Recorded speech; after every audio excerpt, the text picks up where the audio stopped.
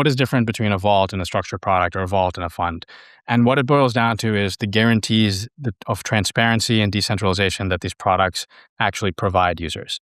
So you take a traditional asset manager, or a fund manager, and the difference between a vault is that a vault provides guarantees to users about, one, they can see where their assets are at all times, right? It's all on the blockchain. It's all transparent.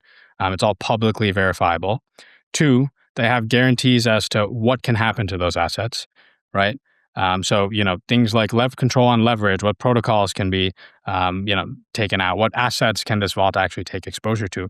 All of this stuff is all public. It's all verifiable on chain.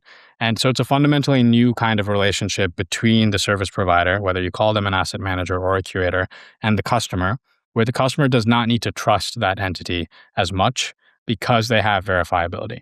So it's a small distinction. At the end of the day, the competencies involved, they're both doing risk management, right? And they're both doing this on behalf of customers. The difference is, how is that relationship mediated? Curators have these cryptographic constraints, and in some sense, they're more accountable to customers because everything is public, right? It's all on chain, it's all verifiable, and most importantly, it's non-custodial. Whereas asset management is a very different kind of relationship. One thing I like to point out is Celsius and BlockFi. Right, those kinds of customer relationships, that product need was universal. Clearly, like, people wanted high yield savings accounts on their stable coins, on their crypto assets. It's why those products did so well until they blew up. Right, but why did they blow up? It's because there was no accountability. Customers couldn't see where their capital was. They didn't have access to their capital at all times.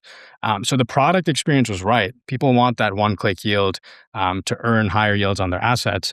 What vaults and what DeFi and crypto is enabling is a new kind of relationship where customers don't need to trust, right? They can verify, they can see where their assets are, and most importantly, they have access to their assets. So in some cases, I think it's worth creating new terms because it forces people to really reason about the differences between these systems, even if they resemble each other in various ways.